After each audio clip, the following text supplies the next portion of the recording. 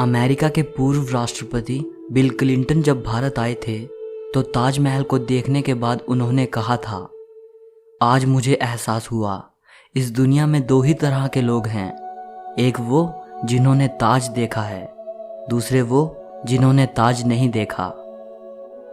होंगी इस दुनिया में एक से बढ़कर एक खूबसूरत इमारतें, लेकिन ताज जैसी कोई नहीं, क्योंकि इसकी बुनियाद में एक बादशाह ने अपना दिल रखा है। आज इस वीडियो को आखिर तक ज़रूर देखना।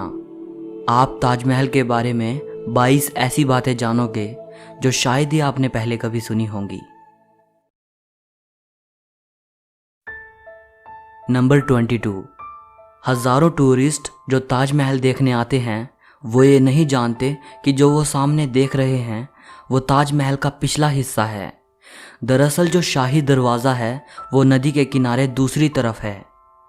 आज ज़्यादातर टूरिस्ट ताज को वैसा नहीं देख पाते जैसा कि शाहजहां चाहते थे। मुगल काल में ताज तक पहुंचने के लिए नदी ही मुख्य रास्ता थी। ये एक तरह का हाईवे था। बादशाह और उनके शाही मेहमान नाव में बैठकर आते थे। नदी के किनारे एक चबूतरा हुआ करता था। नदी बढ़ती गई और वो बहुत पहले ही नष्ट हो गया। बादशाह और उनके मेहमान उसी चबूतरे से ताज आया करते थे। नंबर 21।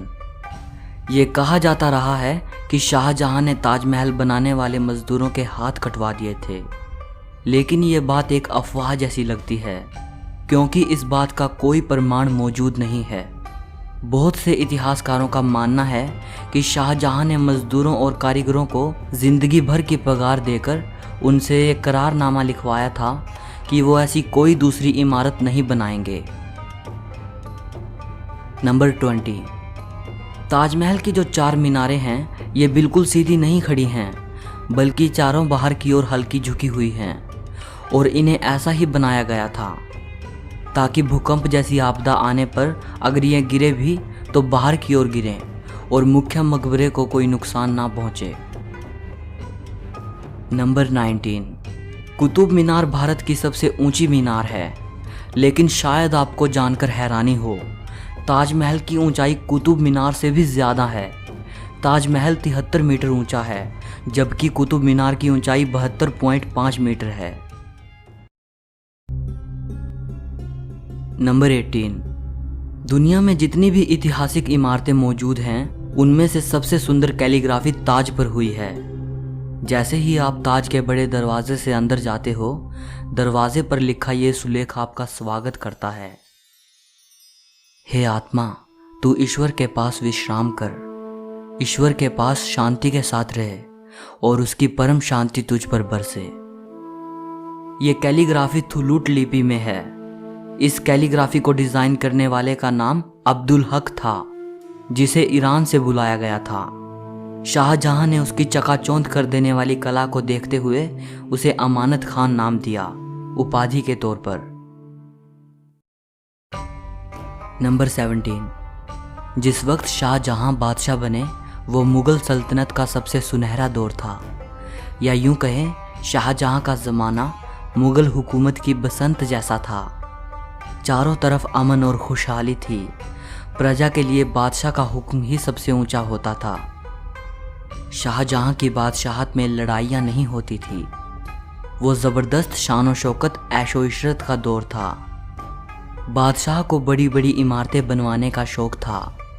उन्होंने मुग़ल वास्तुकला के साथ भारत के प्राचीन इतिहास को मिला दिया था। नंबर 16।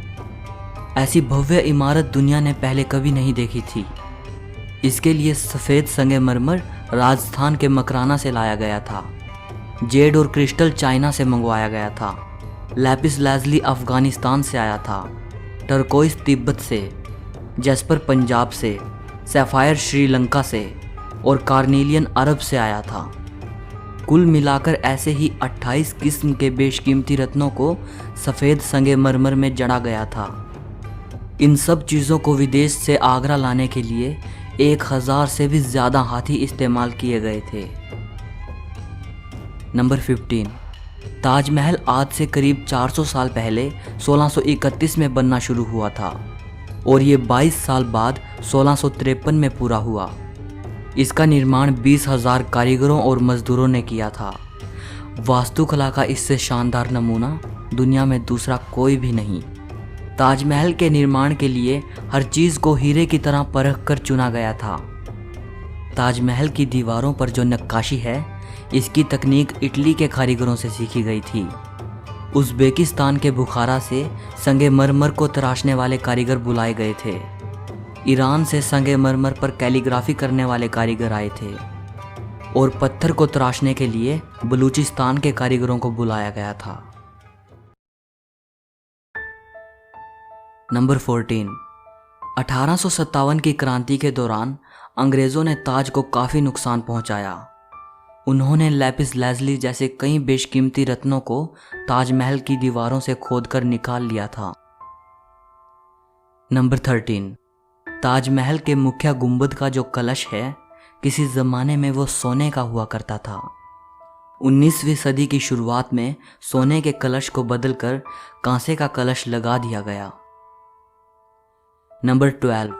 दावे के साथ नहीं कहा जा सकता कि ताजमहल को किसने डिज़ाइन किया था, लेकिन यह कहा जाता है कि 37 लोगों की एक टीम ने मिलकर ताजमहल का नक्शा तैयार किया था। ये 37 वास्तुकार दुनिया के दूर दूर के कोनों से बुलाए गए थे। नंबर 11। ताजमहल की नींव बनाते समय ताज के चारों ओर बहुत से कुएं खोदे गए। इन कुओं में ईंट पत्थर के साथ साथ आबनूस और महोगनी की लकड़ियों के लट्ठे डाले गए। ये कुएं ताज की नींव को मजबूत बनाते हैं। आबनूस और महोगनी की लकड़ियों में ये खासियत होती है कि इन्हें जितनी नमी मिलती रहेगी, ये उतनी ही फौलादी और मजबूत रहेंगी। और इन लकड़ियों को नमी ताज के पास बहने वाली यमुना नदी के पानी से मिलती है। यमुना के पानी का स्तर हर साल घट रहा है और लकड़ियों में नमी की कमी आ गई है। यही वजह है कि सन 2010 में ताज में दरारें देखी गई।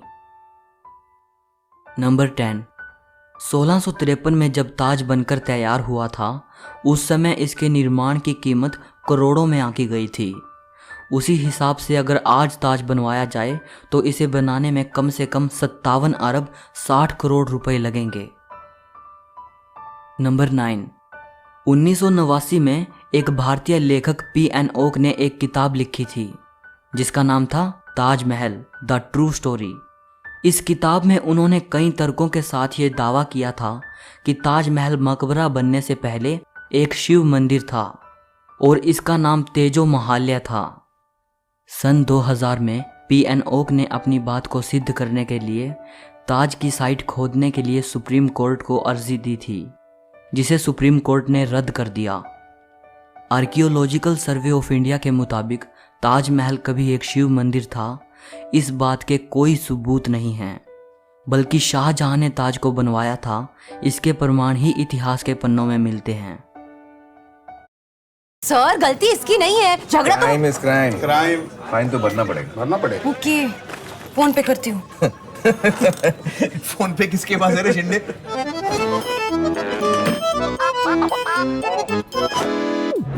तू भी शिंदे? करते जा पढ़ते जा फोन पे।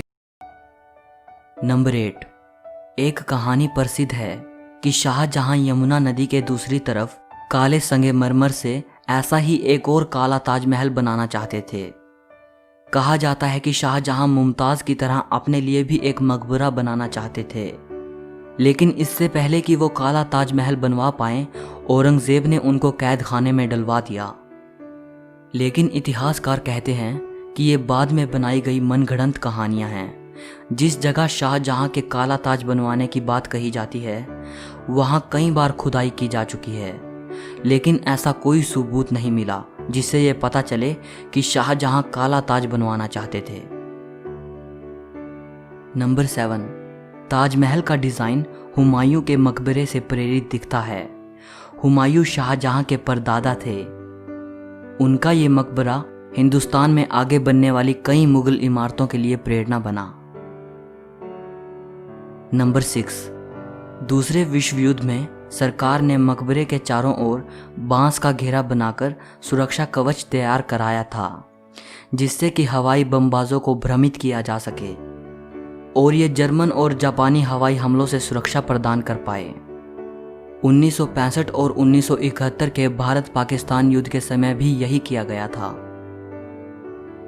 नंबर 5, कई देशों में ताजमहल की नकल पर बनी इमारतें मौजूद हैं, जैसे चीन, बांग्लादेश और कोलंबिया में। और ऐसी एक इमारत भारत में भी मौजूद है, बीबी का मकबरा। ये इमारत महाराष्ट्र के औरंगाबाद में है। इसे मुगल बादशाह आजम शाह ने अपनी मां दिलरस बानो बेगम की याद में 17वीं सदी के आखिर में बनवाया था। इसे ताजमहल की तर्ज पे बनवाया गया था। इस मकबरे का गुंबद ताजमहल के गुंबद से छोटा है और इसका सिर्फ गुंबद ही संगमरमर का है, बाकी निर्माण प्लास्टर से किया गया है। नंबर 4, ताजमहल की सबसे ज्यादा लोकप्रियता इसके निर्माण से जुड़ी अद्भुत प्रेम कहानी की वजह से है। बादशाह शाहजहां ने अपनी बेगम मुमताज महल की याद में इस इमारत को बनवाया था। मुमताज का असली नाम अर्जुमंद बानो बेगम था। शाहजहां ने उन्हें मुमताज महल नाम दिया, यानी महल का सबसे अनमोल रत्न। महज 38 साल की उम्र में अपनी 14वीं संतान को जन्म देते वक्त मुमताज की मृत्यु हो गई। उस वक्त वो बुरहानपुर में थी। अपनी प्रिय बेगम की मृत्यु से बादशाह बेहद दुखी हुए, जैसे उनकी जिंदगी ही तबाह हो गई। और आखिर उनकी याद में शाहजहां ने ताज को बनवाने का फरमान जारी किया। नंबर 3, पहले मुमताज को बुरहानपुर में ही दफनाया गया। इसके बाद शाहजहां ने ताज को बनवाना शुरू किया। तब बुरहानपुर से मुमताज के शव को निकालकर जहां ताजमहल बन रहा था उसके पास एक बगीचे में दफनाया गया। ताजमहल को तैयार होने में 22 साल लगे। तब तक मुमताज का शव बगीचे में बनाई गई कब्र में ही दफन रहा। बाद में उसे ताजमहल के अंदर मुख्य गुंबद के नीचे दफनाया गया। नंबर 2, शाहजहां का सारा ध्यान ताज को एक खूबसूरत रूप देने में लगा रहा। इसी बीच शाहजहां के ही बेटे औरंगजेब ने आगरा पर हमला कर अपने पिता को कैद कर लिया। शाहजहां से पूछा गया कि वो क्या चाहते हैं, तो उन्होंने कहा कि उनको ऐसी जगह पर कैदी बनाकर रखा जाए जहां से वो सीधे ताज को देख पाएं, और उनकी ये ख्वाहिश पूरी कर दी गई। कैद में रहते हुए भी शाहजहां हर वक्त ताज को देखते रहते और वहीं उन्होंने अपनी जिंदगी की आखिरी सांस ली। मृत्यु के बाद उन्हें मुमताज के साथ ही ताजमहल में दफनाया गया। एक हारे थके बादशाह को भी अगर किसी ने गिरने नहीं दिया तो वो मुमताज के लिए उनका बेपनाह प्यार ही था। जिस लगन से प्यार की ये अनोखी निशानी बनकर तैयार हुई, उसकी मिसाल आज पूरी दुनिया के सामने है। नंबर 1, कवि रविंद्रनाथ टैगोर ने ताजमहल के बारे में लिखा है, वक्त के गाल पर एक आंसू, हमेशा हमेशा के लिए। उन्होंने ताज की छवि वक्त के गाल पर एक थमे हुए आंसू के रूप में बयान की है। शाहजहां जानते थे कि ये दौलत, ये ताकत और ये शान शौकत एक दिन सब खत्म हो जाएगा। उन्होंने सोचा कि कुछ ऐसी यादगार चीज़ बनाई जाए जो हमेशा रहे, और शाहजहां ने अपनी प्रिय की याद में ताज को बनवाया।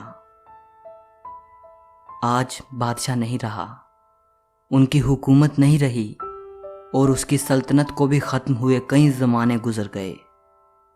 बस एक ताज है जिसने बादशाह की सदियों पुरानी प्रेम कहानी को खुद में संजोए रखा है।